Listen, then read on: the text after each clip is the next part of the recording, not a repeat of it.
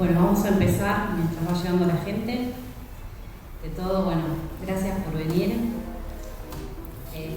Hoy es un día particular porque, para los que no saben, hay fumigación en el instituto y cayó a último momento, entonces la idea era que haya alumnos, ¿no? Por eso también vamos a grabar la charla y en algún momento la vamos a subir para que los alumnos que no pueden estar, porque también ahora tienen clases virtuales, puedan aprovechar la charla. Bueno, como todos saben, este año se conmemora los 100 años de la muerte de Proust, y a mí en lo personal me entusiasma, ¿no?, pensar que este año va a haber jornadas, reuniones, bueno, o la obra de teatro de Patricia Suárez, que está presente, que la recomiendo, que es maravillosa, también Huerta Romero, la UBA, no sé, me entusiasma la idea de ir a un montón de charlas presenciales, por favor, prustinizarnos, eso me parece que hace falta. Y el objetivo de este ciclo es dar a difundir la obra de Proust, es decir, dar a conocer, dar ganas de leer a Proust, ¿no? Que no siempre es fácil. No son charlas estrictamente académicas, simplemente reflexionar, hablar del autor, de su obra y difundirla. Bueno, en este caso, nuestra charla se llama ¿Por qué leer hoy a Marcel Proust? Y vamos a tener un enfoque didáctico y luego un enfoque académico sobre el tema, para empezar. Y bueno, ¿por qué leer a Marcel Proust hoy? Se me ocurren un montón de razones obvias, ¿no? Uno puede decir, revolucionó la novela moderna, es un escritor con mucha sensibilidad en cuanto a su personalidad, en cuanto a su estilo, el famoso estilo proustiano, las largas frases, describió una época, una clase en decadencia, tocó un montón de temas, desde la Dreyfus, la homosexualidad, trabajó como nadie en las cuestiones del tiempo, del espacio, la memoria, y sobre todo creó una mirada única sobre la creación artística. Y la lista puede ser muy larga, ¿no? Pero para ser realistas, yo creo que la pregunta sería ¿cuándo leer a Proust? Porque en la vida que llevamos hoy, digamos, de consumir y consumir rápidamente, y de Netflix y todo rápido, fast, light, leer a Proust, digamos, se vuelve una tarea complicada. Entonces, para leer a Proust, para los que no lo leyeron, sepan que se necesita tiempo y que no es un amor a primera vista.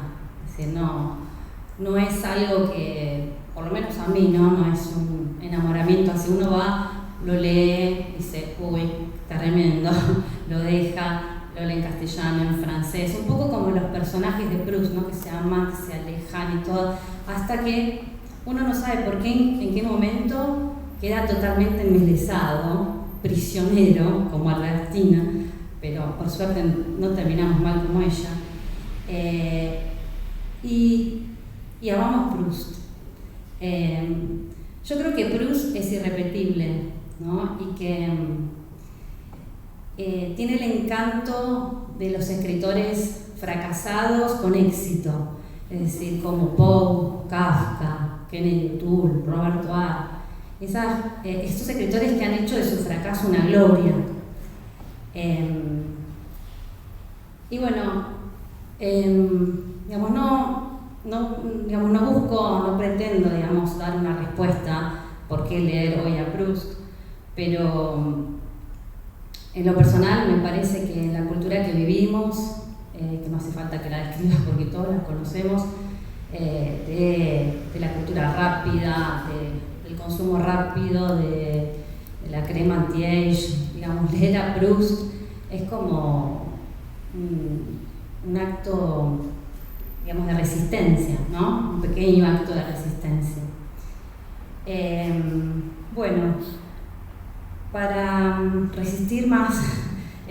acompañada por dos, digamos, un profesor, también una profesora, una investigadora. Lo que vamos a hacer es lo siguiente. Cada uno va a decir por qué tiene cierta fascinación por Proust, un poco el costado chusma que uno tiene, ¿no? ¿Por qué te gusta Proust? ¿Cómo lo leíste? ¿Cuál fue la atracción hacia Proust? ¿Cómo fue que lo leyeron, que se enamoraron de Proust? Y después cada uno va a hacer una pequeña exposición. Es decir, Sebastián Dumas, ahora lo voy a presentar, va a hablar por qué ama Proust, por qué le gusta Proust, y va a dar una exposición, nos va a hablar sobre la famosa escena de la Magdalena y la memoria involuntaria, ¿no?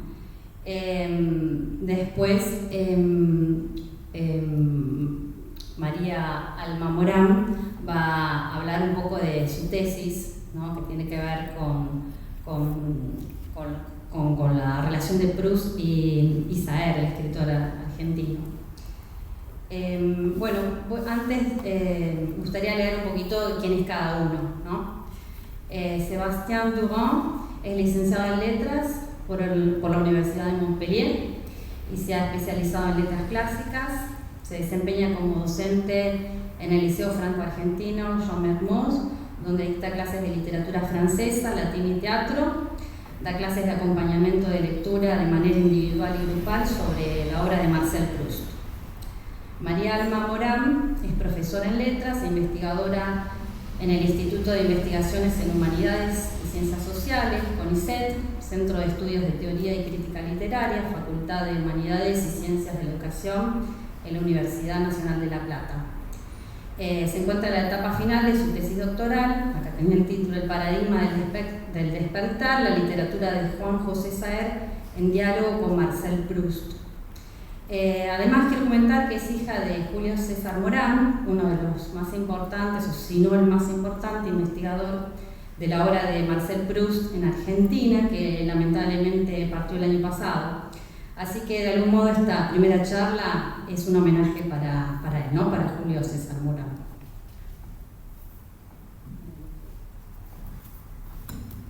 Buenas tardes. Voy a hablar en castellano, voy a intentar, me disculpa. De vez en cuando voy a hablar en francés. Si entienden francés, mejor lo hago en francés. Pero para quién es un problema. Alors je vais peut-être parler en français. Alors moi je suis ici pas simplement comme professeur de lettres, mais plutôt comme lecteur, et un lecteur passionné en fait.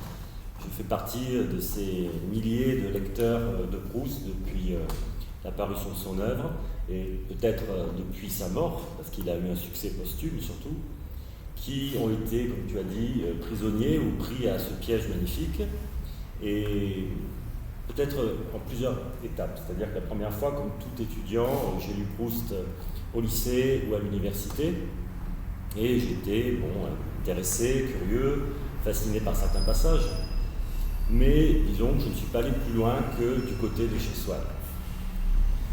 Et puis les années ont passé, et je dirais heureusement, parce que je crois que plus on vieillit, plus on apprécie Proust. Plus on traverse le temps, plus on le comprend et on jette un regard plus personnel, plus subjectif sur cette œuvre. Donc en fait, j'ai retrouvé Proust à Buenos Aires, il y a 15 ans, par hasard à travers une bande dessinée. Et peut-être que vous la connaissez, il y a un auteur qui a fait une bande dessinée sur Proust, la voici ici. Par hasard, elle est tombée entre mes mains, et c'est ici l'épisode de la Madeleine. Donc, c'est une journée froide d'hiver, un peu comme ce soir. Proust est le narrateur, ne faisons pas de marcellisme. Le narrateur rentre chez lui. Il a froid, il est fatigué, il a un état assez dépressif. Et on lui prépare, sa maman lui prépare une tasse de thé et avec une madeleine. Et là, s'opère un miracle qui le met en contact avec des sensations et des connexions avec sa mémoire. Et cette madeleine lui restitue tout un univers de l'enfance, tout un univers qu'il croyait perdu, et par l'effet de cette mémoire involontaire, tout lui revient. Il se rend compte, en cherchant et en recréant cette sensation et ce souvenir, que c'est le souvenir de la madeleine que sa tante Léonie lui donnait à goûter dans une petite cuillère. Donc comment peut-on retrouver tout l'édifice du souvenir à travers simplement une sensation qui déclenche un processus on dirait un processus aujourd'hui d'ordre neurologique, neurocognitif, et voilà qui a fasciné le narrateur, et il s'est dit, il y a donc en moi un passé que je croyais perdu, mais que je peux ressusciter. Donc il va falloir maintenant que je me mette au travail pour recréer ces moments particuliers et sortir du temps pour entrer finalement dans le monde de la création et de l'art. Donc ça c'est la réminiscence, c'est la Madeleine de Proust qui est devenue un topos, un lieu commun un peu. Mais quand on relit le texte et qu'on le voit dans le détail, je pense que tout le monde est ébloui. J'ai fait ce texte-là avec des élèves de 15 ans, le premier jour de l'année, en leur disant je commence avec ce qu'il y a de plus beau.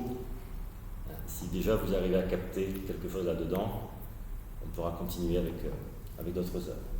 Et même chez un adolescent, cette histoire de souvenir d'enfance, de connexion entre la saveur, le parfum, la mémoire, eh bien ça réveille quelque chose.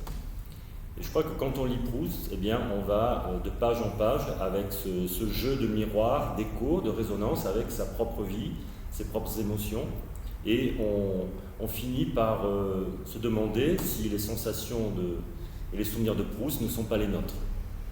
On devient la matière du livre que l'on est en train de lire. C'est ce que dit Proust lui-même au début.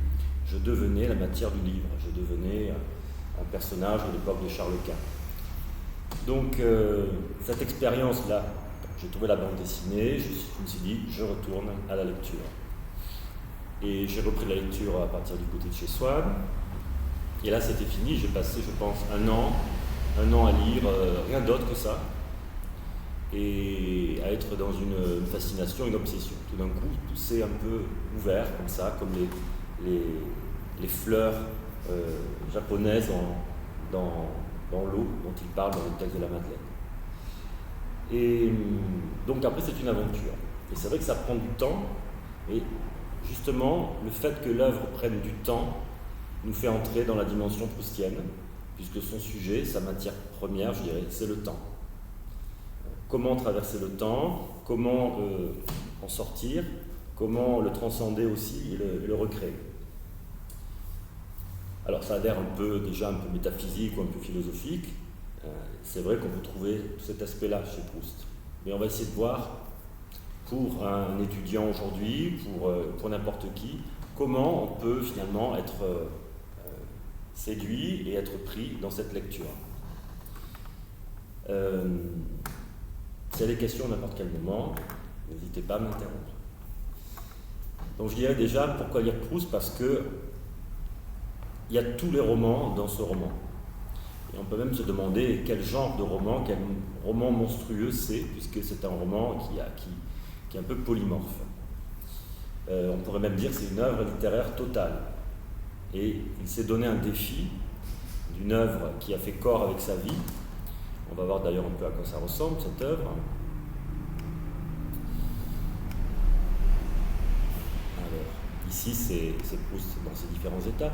On va regarder un peu ici le nombre de volumes que ça peut représenter dans l'édition de la Pléiade, et des manuscrits célèbres avec ces feuilles qui se plient, se déplient, sur lesquelles il rajoutait indéfiniment des compléments et d'autres fragments. Les paperons. C'est une œuvre qui présente littérairement tous les genres littéraires et qui touche un peu à tous les arts. Donc chacun peut finalement y trouver ce qu'il cherche. Ceux qui sont intéressés par un roman, une sorte de comédie sociale, de chronique mondaine, un roman un peu historique à la Balzac, ils vont trouver toute une évolution sociale, des groupes sociaux qui se rencontrent, qui sont en lutte, qui se mélangent, et on peut avoir une lecture balzacienne de Proust. ceux qui cherchent un récit psychologique, un roman psychologique, également vont être enchantés. Et les psychanalystes, par exemple, se trouvent dans Proust vraiment de quoi s'immerger et de quoi creuser et approfondir. Donc c'est un roman aussi donc, très psychologique, puisqu'on y parle de l'aventure du sujet, de la personne, de la conscience, à travers le temps et à travers les groupes sociaux. Et c'est un livre également qui étudie les pulsions amoureuses, le désir, les pulsions de mort, et cette lutte des pulsions-là. Et un titre que Proust voulait donner à son œuvre, c'est un très beau titre, c'est Les intermittences du cœur. Et bon, alors il a préféré à la fin finalement à La recherche du temps perdu, qui est un peu plus long et un peu plus évident.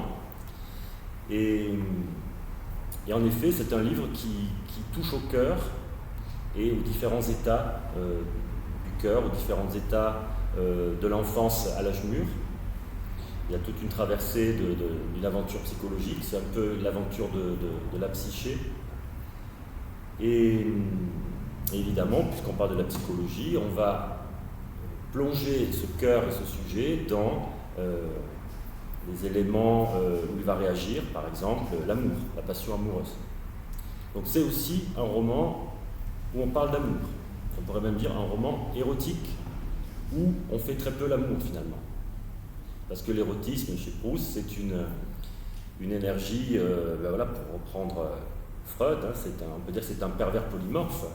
Le désir prend toutes les formes possibles, le voyeurisme, le sadisme, il y a parfois l'exhibitionnisme aussi avec certaines scènes.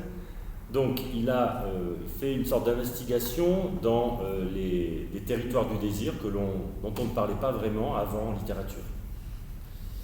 Et au cœur de ce désir, il y a évidemment son ennemi qui est la jalousie. Donc l'analyse de la jalousie, en fait, c'est une des modalités les plus fréquentes de l'amour chez Proust. Que ce soit avec Charles Swann ou avec le narrateur lui-même, on a ici une enquête sur l'infinie jalousie du vivant et après la mort de la personne aimée également. Donc quand je disais aussi un roman érotique, c'est parce que ça fait revivre une époque qui aussi en elle-même est riche de sous-entendus, de légendes, qui est la Belle Époque. C'est l'époque, du moins dans le milieu que Proust fréquentait, des relations amoureuses, clandestines, de l'infidélité, des cocottes.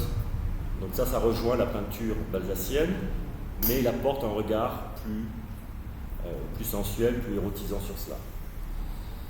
Et également, il explore, notamment dans Sodome et Gomorrhe, une partie qui était absolument inédite et qui a été jugée scandaleuse à son époque, que même ses éditeurs ne voulaient pas forcément qu'il s'y consacre. C'est l'étude de mœurs de ce qu'on appelait les invertis, les amours invertis, l'homosexualité masculine et féminine. Et à tel point qu'on trouve du côté de chez Swann un récit sur l'enfance, la famille, la grand-mère, la mère, les amours enfantines. Tout d'un coup apparaît dans cette œuvre une scène à Montjouvin où l'enfant narrateur observe un couple de femmes dans un jeu de sadomasochisme. Et ça c'était une scène que certains amis ou éditeurs n'ont pas vraiment pardonné à Proust, mais Proust jugeait nécessaire de placer cet érotisme et cet érotisme transgressif au sein d'un roman d'apprentissage sur l'enfance.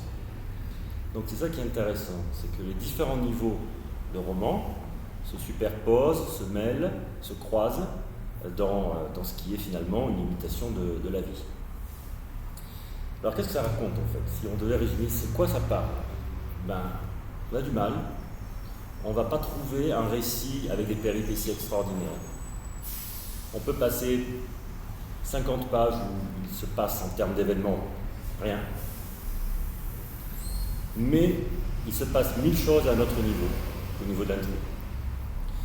Pour résumer, c'est l'histoire d'une vocation d'écrivain, d'un enfant qui se demande vais-je devenir écrivain? D'un jeune adulte qui se dit « je suis en train de faire tout ce que je ne devrais pas faire si je voulais devenir écrivain ». Tout le livre questionne cette vocation d'écrivain. Et c'est en l'écrivant que l'écrivain se fait.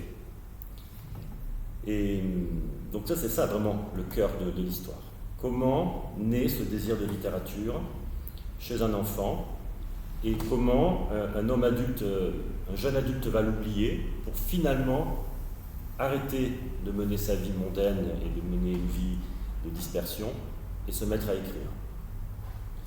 Alors, je ne vais pas spoiler l'histoire, mais c'est un peu ça la grande idée. Alors, qu'est-ce qu'on a comme autre genre de roman aussi? On a une dimension philosophique et une dimension morale. C'est vraiment une chose qui intéresse Proust, ce sont les lois morales que l'on peut dégager dans la vie. Évidemment, ce n'est pas une morale de sa caste, de la bourgeoisie, de la haute bourgeoisie, de l'aristocratie, c'est la morale d'un écrivain qui s'interroge sur le bien et sur le mal. Au niveau philosophique, si on aime la phénoménologie, on va trouver également beaucoup de choses chez Proust, puisque c'est quelqu'un qui analyse le phénomène de la perception, sensation, perception, la rencontre des sujets, l'intersubjectivité, c'est vraiment au centre de l'œuvre.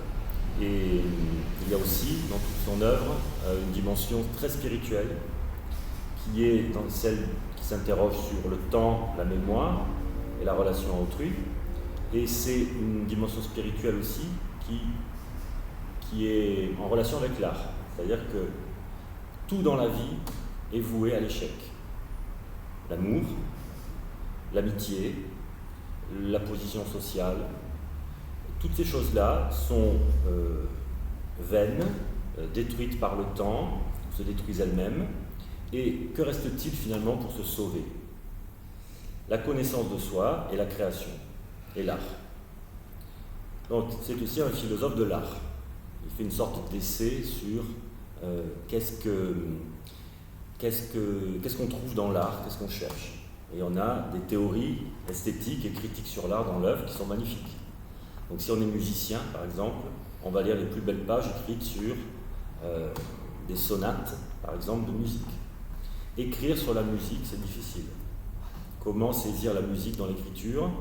Et Proust veut justement rivaliser de virtuosité pour essayer de décrire la musique qui se déroule. La musique qui se déroule dans le temps aussi. Si on aime la peinture, si on aime le monde de l'art visuel, eh bien, la recherche est un livre d'images. Il y a peut-être un tableau à chaque page, des évocations des tableaux de la Renaissance, de l'époque baroque. C'est un véritable livre d'images à tel point qu'il existe des albums, des livres où l'on met d'un côté le texte de Proust et de l'autre le tableau auquel il fait référence. Et il y a aussi une interrogation sur la littérature elle-même. Qu'est-ce que c'est écrire? Qu'est-ce que c'est être un écrivain? Il y a des figures donc d'artistes. Vinteuil pour la musique, Elstir pour la peinture et Bergotte pour la littérature. Et s'il est virtuose et s'il est prodigieux quand il nous décrit ces artistes-là et leur matière, en fait, il réussit à montrer la supériorité, du moins ceux qui pensent, de la littérature sur ces arts. Puisqu'il fait lui-même œuvre de musicien, par le tempo, par la musicalité de ses phrases, œuvre de peintre, en nous offrant des paysages, des tableaux, et des portraits qui sont extraordinaires, et évidemment, œuvre d'un écrivain qui réfléchit sur la littérature et qui change la littérature. Donc, il est un peu en train de démontrer qu'il est le plus grand écrivain de son époque. C'est ce qu'il pensait, en fait. C'est ce qu'il pensait, alors que, durant toute sa vie, on ne voyait quoi dans Proust? On voyait un jeune homme mondain, inutile, qui fréquentait les duchesses, les comtesses, et qui jamais ne ferait rien de productif, rien d'intéressant. En fait, c'est un peu aussi une revanche sur la vie. Une revanche sur ce temps perdu à se déplacer dans des milieux qu'il observait et dans lesquels finalement il n'avait jamais sa place. Le rêve de Proust, c'était d'en être, d'appartenir. Il venait d'un milieu de petite bourgeoisie du côté du père, de plus grande bourgeoisie du côté de la mère, bourgeoisie juive et on va dire francisée, on va dire assimilée. Et donc, à l'époque de l'affaire Dreyfus, avoir une maman d'origine juive, c'était compliqué. Surtout quand on fréquente des milieux très aristocratiques et très d'extrême droite que fréquentait Proust et son narrateur. Donc tous ces gens qui le regardaient finalement comme un oisif, quelqu'un qui n'avait rien produit, quand ils ont commencé à lire cette œuvre, ils sont restés bouche ouverte. Comment c'est lui, ce Proust que l'on voyait dans les cérémonies, dans les repas, dans les soirées, c'est lui qui a écrit ça. Donc il y a une espèce de miracle pour les lecteurs contemporains et pour Proust de véritable revanche, on peut dire sociale, personnelle. Il a fait son monument, il a fait sa cathédrale, comme il le dit souvent. Et il l'a fait avec une poésie immense. Donc si on aime la poésie, eh bien, on va aussi trouver dans cette œuvre des poèmes en prose disséminés à chaque page pour nous décrire la lumière qui tombe à travers des feuilles sur une rivière, un paysage avec 3 arbres au loin qui ont quelque chose à lui dire, un grain de beauté d'une jeune fille qu'on aime qui se promène un jour sur chaque joue, qui disparaît. On y trouve une poésie vraiment qui est dans l'hypersensibilité, l'hyperréceptivité et qui travaille beaucoup avec l'imaginaire. La métaphore, les métaphores qu'invente Proust sont vraiment fascinantes. Alors en fait, après avoir lu cette œuvre, comment on en sort? On en sort métamorphosé soi-même, changé. Parce que Proust a changé notre regard. On ne voit plus les mêmes choses comme avant. On ne peut plus voir un clocher sans penser au clocher de sa ville d'enfance combrée. Tout fait écho et résonance dans notre propre vie, à la fois dans notre passé, dans la vie qu'on mène à chaque instant. Proust nous a donné en fait ce qu'il appelle un instrument d'optique.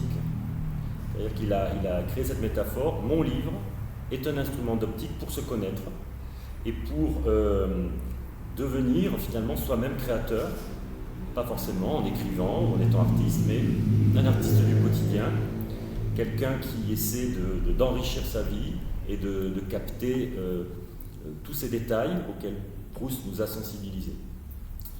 Donc je crois que, sans chercher à donner des raisons pour lire Proust, on peut lire Proust parce que,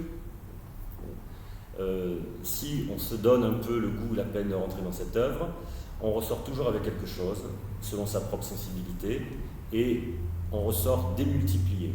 On ressort avec l'envie de se mettre à relire, et Marguerite Yourcenar disait qu'il faut lire toute l'œuvre de Proust tous les 10 ans. Parce que c'est pas la même, évidemment, on a changé. Et c'est comme une sorte de cure proustienne que j'essaie de faire moi aussi.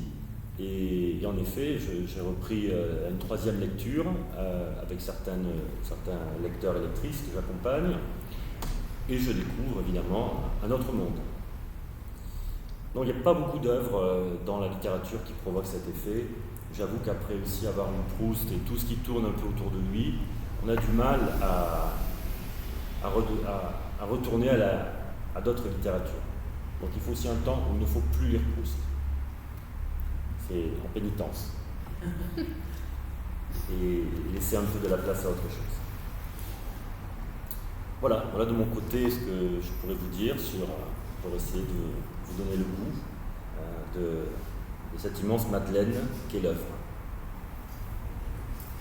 Et je laisse la parole à Alma.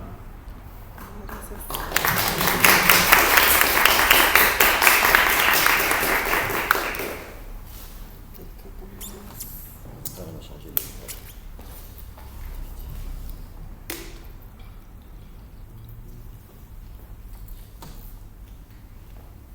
Ça va être là. On fait défiler tout. Tu veux tout mettre correspondant comment? ¿Y se va a mover? Creo que sí.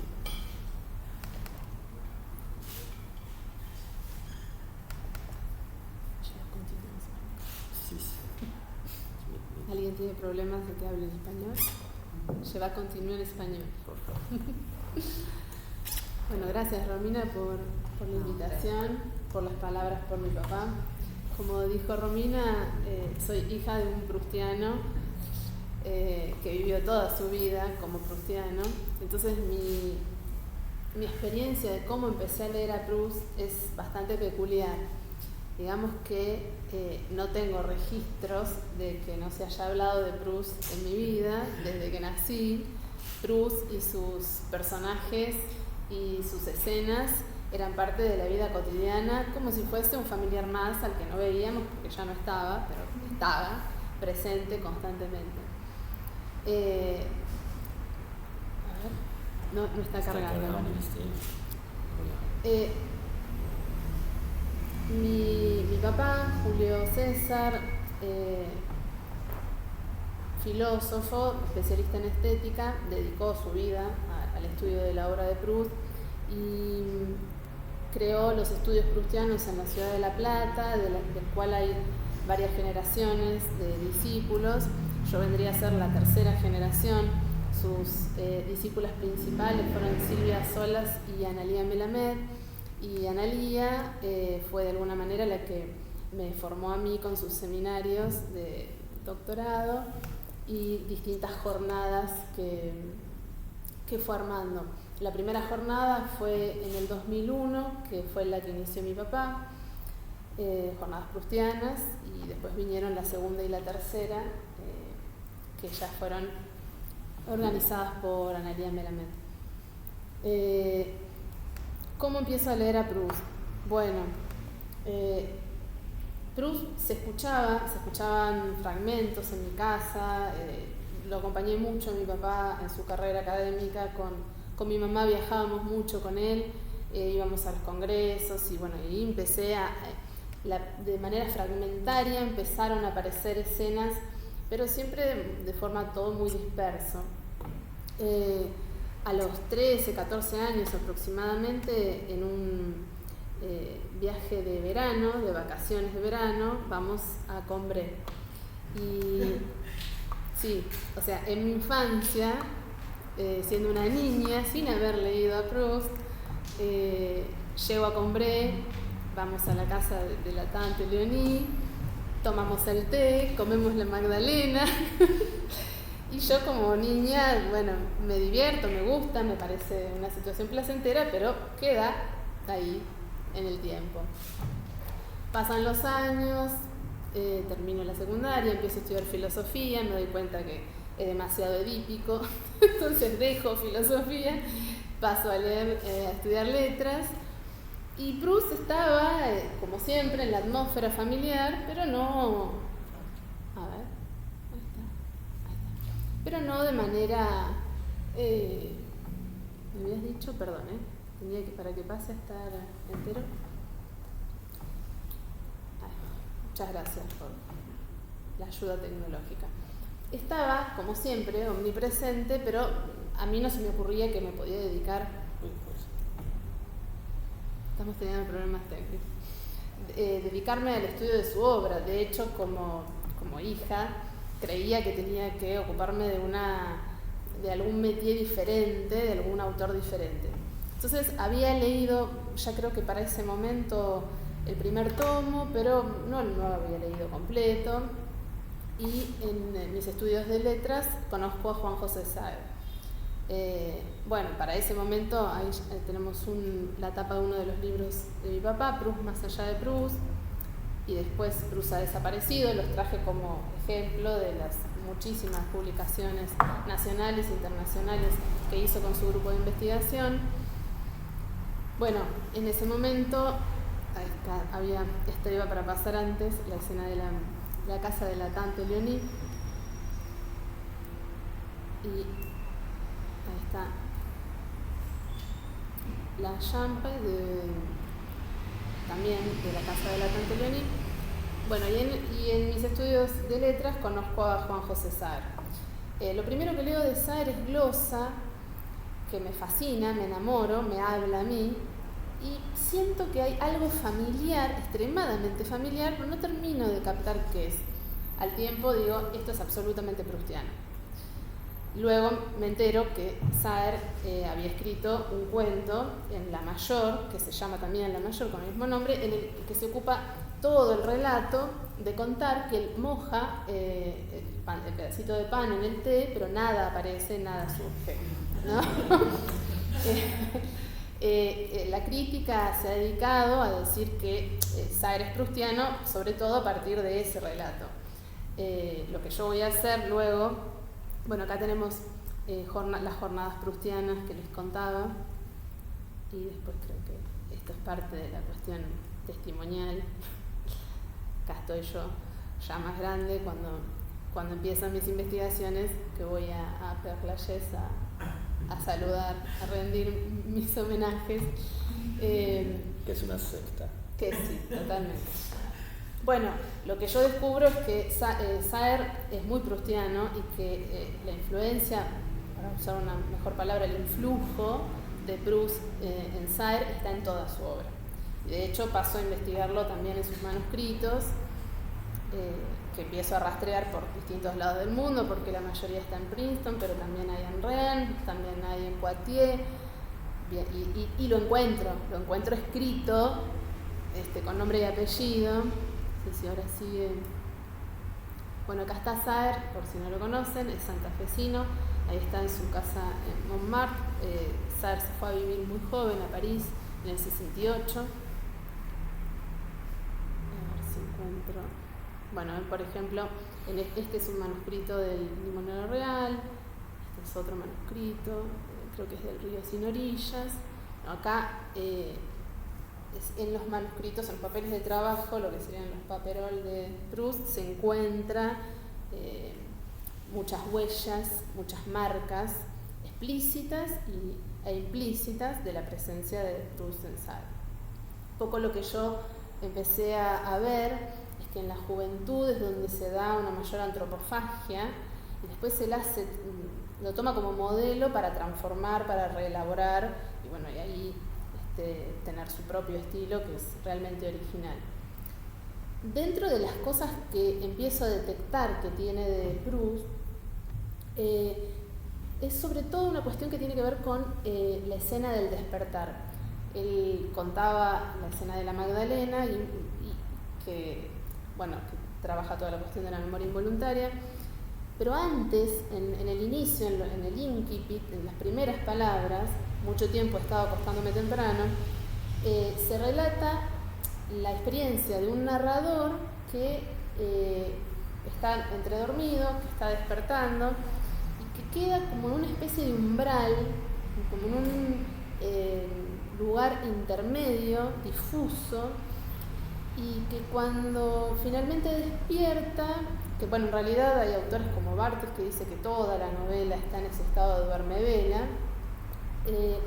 que es propio, que la recherche tiene la desorganización temporal propia del onírico, pero bueno, más allá de eso, cuando se despierta no se tiene a sí mismo, no se reconoce, no sabe quién es, ¿no? Y entonces ahí Proust lo compara a esa experiencia de despertar y no tenerse como una especie de arquitecto o tapicero que para poder recuperarse, volver a ser quien es en ese momento, debe ir reordenando los muebles de la habitación, ubicando las cortinas, porque bueno, la experiencia del despertar y del irse a dormir, en los dos casos, generan por eso acá aparece Benjamin, una especie de crisis de la experiencia, ¿no?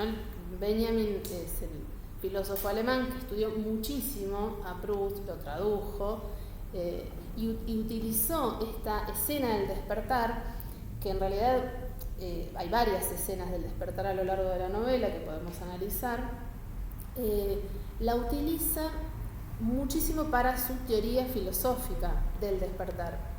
Y sobre todo se concentra en la categoría de umbral, que es esto que les digo de estar entre el despertar y el dormir.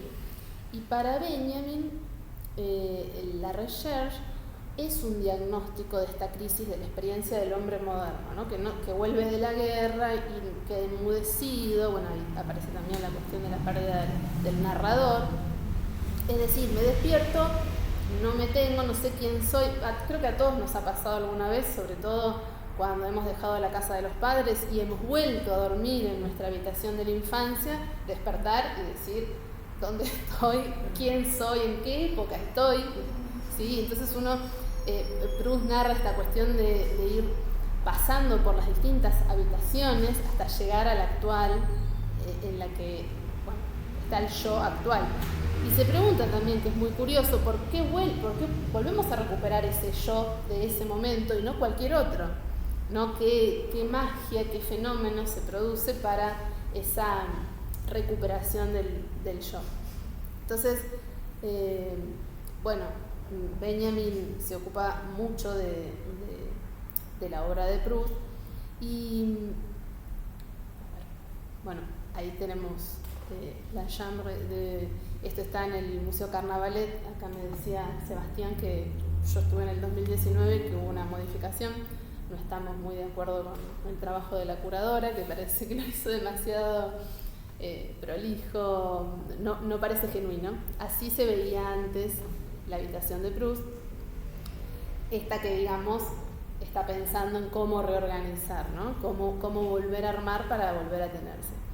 Y bueno, como les decía lo de Benjamin, él considera que la recherche es de alguna forma un diagnóstico, ¿no? de esta experiencia en crisis del sujeto y a la vez una tentativa de restitución de este narrador perdido, una posibilidad de alguna forma recuperación y redención. Bueno, este es el Émile Blanche, que está en el Museo d'Orsay. Bueno, esto me pareció interesante traerlo porque acaba de salir literalmente en enero, porque la obra de Proust fue editada varias veces, es una historia muy larga, ¿no? Como van apareciendo los manuscritos, si alguna vez tienen oportunidad de acceder a ellos, de hecho están en línea por Gallica, ¿no? Gallica. Los paperoles, la forma en la que se van desplegando y él iba pegando y reescribiendo. Bueno, sorprendentemente aparecieron estos 75 folios que son lo primero que escribió, o sea, lo más viejo que tenemos. De alguna manera es la antesala de la recherche. Aparecen los esbozos de la escena de la Magdalena, inclusive hay una escena que es muy interesante, que es la cuestión de un motivo que es muy interesante, que es el motivo de las creencias célticas o bretonas, que está antes de la Magdalena, de la escena de la Magdalena, y hay esbozos de ese motivo en Contre-Saint-Bert, y ahora está esto que es todavía más viejo, en donde también aparece. Y es muy sugerente porque lo que Proust dice ahí es que lo dice de distintas formas en los distintos textos o manuscritos o ediciones a las que hemos tenido acceso, pero más o menos da a entender que en el alma de las cosas, que en las cosas está el alma de los seres que hemos perdido, en las cosas, en los objetos, y que se da esa posibilidad azarosa de que los encontremos y que reaparezca ese yo de ese momento, ese ser, ese recuerdo, ¿no? Que es la antesala de lo que después va a pasar con la memoria involuntaria a partir de la Magdalena. Entonces, pero también puede pasar que uno no se encuentre con ese objeto que conserva el alma del ser perdido y que no lo puede recuperar nunca más. Entonces un poco este tema de la memoria involuntaria tiene que ver con esto, ¿no? Con la teoría del ser y de la nada. Puede pasar como puede no pasar, pero por otro lado el pasado ese que está intacto, porque no es una conciencia presente cuando uno quiere recuperar un recuerdo de manera voluntaria, sino que está en algún lado inconsciente y por lo tanto olvidado y por lo tanto protegido, resguardado por el olvido. Entonces, los sentidos, ¿no? El sabor de la Magdalena o un aroma, un perfume o una melodía, como la sonata de Rantel, el tacto o la vista, cualquiera de esos sentidos pueden traer a nosotros ese pasado protegido, resguardado por el olvido. Y eso que esto también lo dice Benjamin, es una experiencia que es como que asalta, no es algo que uno puede controlar. A veces inclusive puede ser angustiante y a veces puede ser extremadamente feliz, como cuando uno recupera la infancia. Así que imagínense, cuando yo leí de adulta, En busca del tiempo perdido, la cantidad de sentimientos que se me volcaron y que se me superpusieron, no solo por la intertextualidad con la obra de Saer, o por la recuperación de mi propia infancia en Combré, siendo niña de vacaciones de verano con mis padres, sino también por esto que decía Sebastián, de estar en la obra, de verse dentro de la obra, de sentir que lo que el escritor nos está compartiendo es nuestra propia vida. Eso es muy sorprendente dentro de las razones, de las muchas razones por las cuales yo creo que habría que leer hoy a Proust. Pero bueno, cerrando el tema de mi investigación, esta escena del despertar, esta forma en la que el sujeto cuando despierta está en ese umbral y cómo se siente, aparece mucho en la obra de Saer, ¿no? Yo lo pude detectar, digamos, no es la referencia explícita de la Magdalena en el cuento La Mayor, sino ese es el rastreo que yo fui encontrando, y sobre todo en sus cuentos de juventud y en sus novelas de juventud aparece también en el Incipit, ¿no? Que creo que ese es el momento en donde Saer está aprendiendo más, lo está tomando más como modelo a Proust. Y lo toma de una manera benjaminiana, por eso también aparece ahí como estado de la cuestión o marco teórico Walter Benjamin. Bueno, por último, ¿por qué leer a Proust hoy? Bueno, podría retomar todas las cuestiones que vos dijiste. Realmente para los amantes del arte, Proust se ocupa, además de escribir personajes ficcionales interesantísimos que se dedican a la pintura, a la escritura, a la música, a la filosofía. También hace aparecer personajes reales ficcionalizados. Vamos a encontrar a Balzac, a Chateaubriand, a Wagner, a Vermeer, bueno, la cantidad de artistas, hay una cantidad, un espectro enorme de artistas que dialogan con la obra y que los personajes dialogan entre ellos. A nivel estético es fascinante. Bueno, a nivel filosófico también. La tesis de mi papá es sobre la música, como develadora del sentido del arte, y ahí trabaja con Schopenhauer. Hay bibliografía sobre Proust y otro tema. Bueno, el estado de la cuestión, se los dice una persona que está escribiendo una tesis, es monumental, pero cuando ustedes entren a la obra y se interesen por alguna cuestión, van a encontrar otras voces que van a seguir dialogando con ustedes sobre ese tema en particular. De hecho, también la cuestión del psicoanálisis que vos decías, Jean-Yves Stadier dio a entender que Proust no leyó a Freud, pero de lo que hablamos, a partir de cómo nos asalta ese pasado, eso es el inconsciente, ¿sí? Que se manifiesta. Y bueno, y después toda la cuestión que tiene que ver con el amor, la experiencia amorosa, los celos. Es imposible que alguien que se detenga y se tome el tiempo de leer la obra no se encuentre ahí. Realmente el tema del amor es fascinante y es un gran aprendizaje.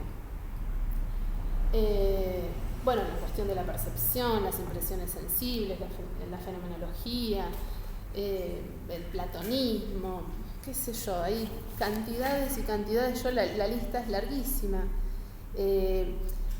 La cuestión del tiempo destructor, si llegan hacia el final, esto que decía el compañero de ir cómo van creciendo los personajes y se van interrelacionando en las cosas que van pasando entre ellos, los descubrimientos que hacemos, bueno, toda la cuestión del sadomasoquismo, la homosexualidad, no falta nada, política, bueno, la affaire Dreyfus, es un universo atrapante realmente en todo sentido. Y después también está el tema de la vocación, que no es algo menor, cómo uno conecta con esa pulsión, ese deseo de qué quiere hacer o a qué viene a este mundo, ¿no? Sobre todo si es un amante del arte o de la escritura. Bueno, y por último, Proust es definitivamente su obra, su recherche, es un anticipo de lo que fue llamado la estética de la recepción, de lo que después va a decir Yauzy, Eco, que es la obra abierta. En la recherche hay un giro hacia el lector, y eso es algo que ocurre mucho antes a partir de él, ¿no? Es algo que él logra anticipar. Y lo dice además, cuando uno lo lee, él dice, cada lector es lector de sí mismo, ¿sí? Y esto también de lo que hablaba Sebastián, del cristal que nos da, que hay también mucha bibliografía sobre los distintos, el monóculo, los vidrios, distintas formas, cristales, anteojos, formas en las que se puede ver este calidoscopio, que es la recherche. Pero bueno, Proust lo que nos dice es eso, que es cuando vayamos a leer la recherche, además de que él pone en palabras experiencias que todos hemos tenido y vamos a tener, y lo que les decía del paso del tiempo, llegar hacia el final en lo que se llama la escena sin espolear del baile de máscaras o Venecia.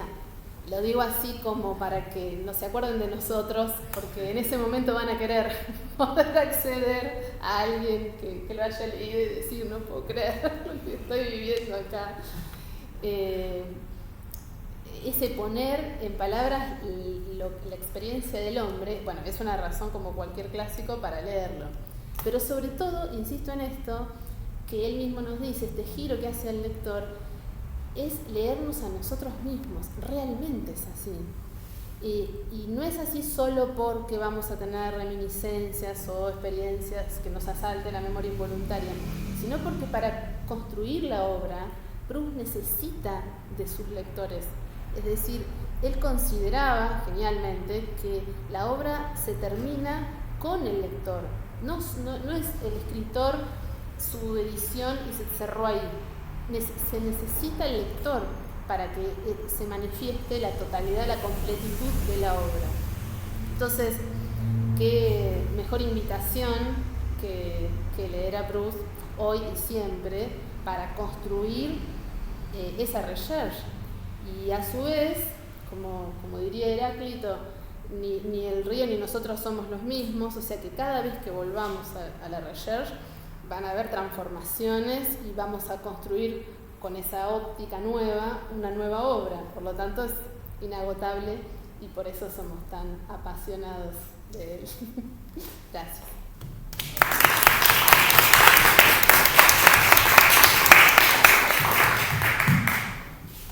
Bueno, yo quiero agradecerles, no lo hice, la verdad que fueron 2 exposiciones de lujo, a mí me encantaron y quería agregar algo en relación a esto que estaban hablando, de cuándo hay que leer a Proust, ¿no? Porque después de todo lo que dijimos, uno puede, los que no leyeron a Proust deben pensar que es algo muy serio, es algo muy solemne, con esas frases largas, ¿no? Como que da un poco de miedo. Y la verdad es que esa era la primera impresión que yo tuve cuando tuve que agarrar a Proust. Esto es muy serio, esto es como... Y ahora, que lo leo por segunda vez, digo, pero ¿cuánto humor tiene el Proust? No me había dado cuenta que en realidad, lo que yo pensaba que era serio, en realidad era una tomada de pelo. Y tiene esas cosas, que se tiene humor Proust. Y también el hecho de cuándo hay que leer a Proust. Yo tenía, diciendo con vos, yo pensaba, para leer a Proust hay que ser viejo. ¿Qué es ser viejo? Bueno, pero era como que tenías que perder a alguien como para sentir la cuestión proustiana de retomar el pasado, ¿no? De la gente que se perdió. Y después creo que lo escuché a Compañón, no me acuerdo qué especialista en France Culture, decía, no, a Proust, cuanto más joven mejor. Claro, me parece una contradicción, pero no sé, la verdad que lo que sí tiene es cierta complejidad, ¿no? Uno no puede recomendar a Proust a alguien de 12 años, pero digo, no sé si leerlo hay que leerlo, no quiero dar una edad, es decir, cuando uno empieza a ser viejo, pero no hay que leerlo de viejo necesariamente con las pérdidas. Me parece que se puede empezar a leer antes porque justamente es tan multifacético y uno cambia, ¿no? Entonces no es lo mismo leer Proust a los 30 que a los 40, que a los 50. Está bien que hay que leerlo cada 10 años, ¿no? Oui, on peut dire que si on peut lire pour la joie, l'alegría que da. C'est une joie de participer à une œuvre, c'est une joie de rire avec lui, de s'émouvoir. C'est une compagnie sur un long voyage. C'est vraiment un compagnon de lecture et après un compagnon de vie. Et c'est pas étonnant, tu disais que pour lui il était important que cette œuvre existe pour le lecteur. C'est pas étonnant qu'il ait fait énormément d'efforts pour être publié, qu'il a même publié à compte d'auteur en payant lui-même au début. Et qu'il était conscient qu'il avait écrit un chef-d'œuvre et qu'il fallait agir, travailler, solliciter les critiques des journalistes pour gagner le prix Goncourt, mener des intrigues. Il écrivait lui-même des articles sur son œuvre en signant avec un autre nom pour les publier dans un journal. Mais il était prêt à faire tous ces compromis parce qu'il y avait une question de vie et de survie dans la postérité de l'œuvre. Une œuvre d'ailleurs qui est inachevée, qui est une œuvre ouverte, qui ne cesse d'être réactualisée avec toute une génétique du texte qui est complexe et remise en question. Donc, puisque l'œuvre est ouverte, c'est le moment pour nous d'essayer d'y entrer et trouver notre place, quoi. Sí, quizás lo que habría que decir es que la entrada a la obra en un principio puede generar alguna resistencia por esto mismo de que está uno ahí adentro. Entonces, pensar en volver, ¿sí? al lector, digamos, nuevo, que quizás comienza. Hay gente que dice que hay que pasar, que no hay que empezar por Combray, que hay que empezar por unos amores de Swann. Sí. Yo creo perfectamente que se pueden leer escenas separadas, sueltas, o se puede leer A l'ombre de Jeune Fille en Fleurs. Sí, sí. Bueno, a mí, por ejemplo, El tiempo recobrado me gusta mucho, pero porque es bien teórico, pero a otra persona puede no interesarle tanto. Lo que sí es volver, confiar en que por algo se los recomendamos, ¿no? Hay algo que quizás tiene que encontrar el momento, que ustedes y la obra tienen que estar en el buen momento para entenderse. Pero como dice Romina, tiene mucho humor. Sophie Duval se ocupa de trabajar el tema del humor en Proust, que no es un tema que haya sido suficientemente indagado, que gira ese halo en la obra de seriedad o solemnidad. Pero hay que entrar, ¿no? Y es verdad que este momento con tanta inmediatez, tanta ansiedad, bueno, es un tema de la lectura en general, ¿no? Tener el tiempo para detenerse y entrar a una obra, pasar ese umbral. Pero realmente vale la pena, aunque la fruta no se coseche inmediatamente. Oui, nous sommes une secte, on fait du prosélytisme, on veut vous convertir, c'est pour votre bien. Sí. Es por su bien, sí. ¿Alguien tiene alguna pregunta? Bueno, por ahí relacionado con Saer, mirando los manuscritos, ¿él trató de borrar ese vínculo o era...? Mira, él en una conferencia en el 2001, cuando mi papá le preguntó, yo era muy chica en ese momento, le preguntó si él era proustiano, dijo que de ninguna manera, que Proust era un tilingo. Imagínense a mi papá, que fue... Yo creo que ahí está la semilla de mi investigación, en verdad. No sé si lo borró, pero se contradice. Hay muchos momentos en donde entrevistas en donde dice que le gustaba mucho, su familia, su viuda, la última mujer que tuvo, dice que como pasaba en mi casa, leían a Proust, hablaban de Proust, Laurence Guégan es francesa, y se hablaba con naturalidad que él iba a los cafés en París en donde iba Proust, y de hecho hay algo también muy peculiar, que Saer fue enterrado en Père Lachaise, o sea que comparten la última morada. No, yo no diría borrado, pero es una relación conflictiva, y eso sí él lo dice en una de las entrevistas de su juventud. Bueno, un poco hablando de esta, no nombra a Harold Bloom, pero de alguna manera sobrevuela esta idea de la angustia de las influencias, ¿no? De qué hacer con esos maestros. Y él logra, por eso yo hablo de antropofagia, ¿no? Él logra digerir a Proust y hacer una cosa nueva, transformar en algo nuevo ese aprendizaje. Y eso es muy interesante, cómo le sirvió y cómo enriqueció su originalidad. Sí, te contesto un poquito. Sí. Perdón, yo me tengo que ir, pero muchas gracias, muy interesante. ¿Alguien más? Bueno, yo quiero aprovechar, ya lo dije, está Patricia Suárez. Ella está haciendo una obra de teatro que se llama Monsieur Proust y que es la relación de Céleste Albaret, que fue la última criada, más que criada, fue secretaria. Sí, la ama de llaves. La ama de llaves y La partera. a mí me gustó muchísimo. Está entregando. Parezco que la comunión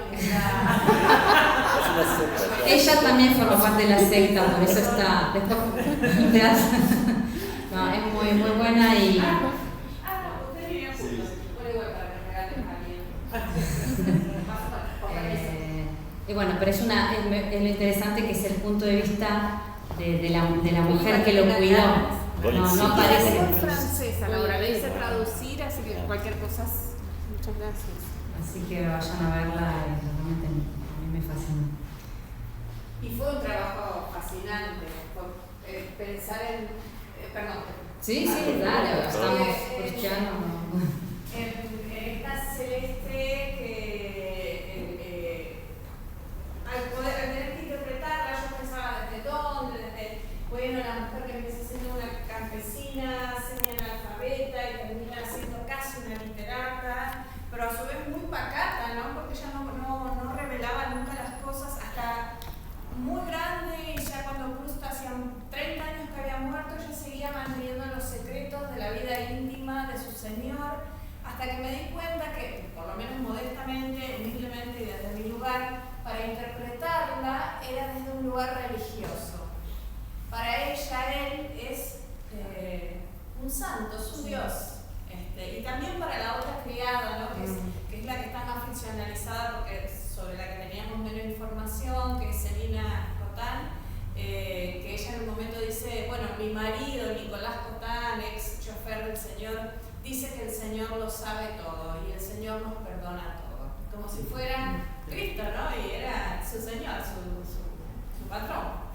Así que es maravilloso hacerlo, porque mucha gente nos dice, y era como la relación que tenían en tal casa, tal persona, con los patrones, pero hay algo más en ella que es el afán o el deslumbramiento por las letras, que no cualquier criada lo tiene. Sí, una inteligencia, porque ella rápidamente captó que ser la criada de Proust la iba a llevar a la posteridad, de hecho. Sí, pero creo que era un pensamiento muy de la gente que venía de lo rural, de los campesinados, esto de el libro me hará trascender.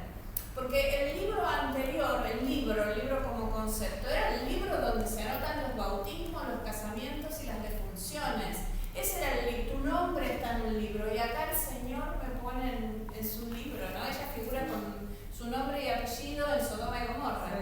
Entonces, habrá sido, creo que para cualquiera de nosotros sería perturbador, trastornante, y nos cambiaría la vida saber que estamos con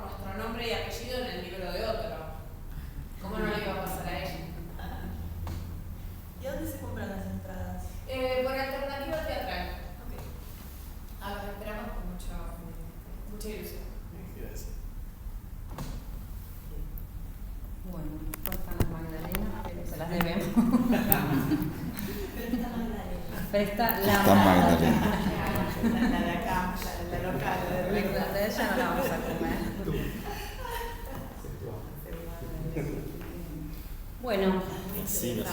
muchas gracias. Esperemos que se vuelva a repetir con otros temas, Sí, sí. con alumnos y sin fumigación. Bueno, Pero será sin cucarachas. Sí, Claro. algo así como para- Bueno, igual siempre es muy emocionante también los Proust en La Plata, Proust en el mismo que nunca se hubiera imaginado tampoco, ¿no? Su imaginación en lugares tan remotos. Il y a un lien entre Proust et l'Argentine, c'est qu'il avait acheté des bons du chemin de fer de San Juan. Ah oui, c'est vrai. Ouais. Claro. no, Sí. Así que, bueno. Et un de ses secrétaires, Henri Rochat, aurait émigré, alors il l'aurait envoyé en Argentine ou en Uruguay ou au Brésil dernièrement, plutôt que ça au Brésil, et il s'est débarrassé d'un secrétaire intempestif en l'envoyant en Amérique, ¿De Agustinelli no era algo argentino?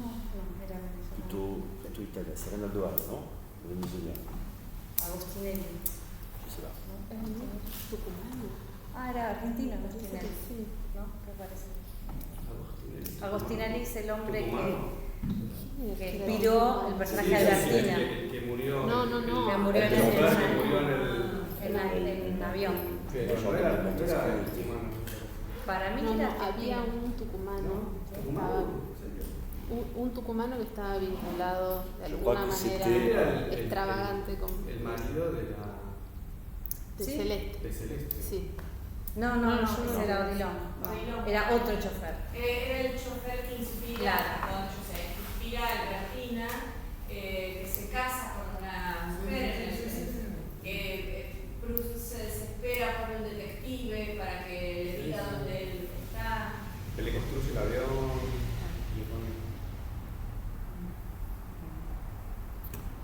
Merci pour l'invitation. Muchas gracias. Bueno, vayamos a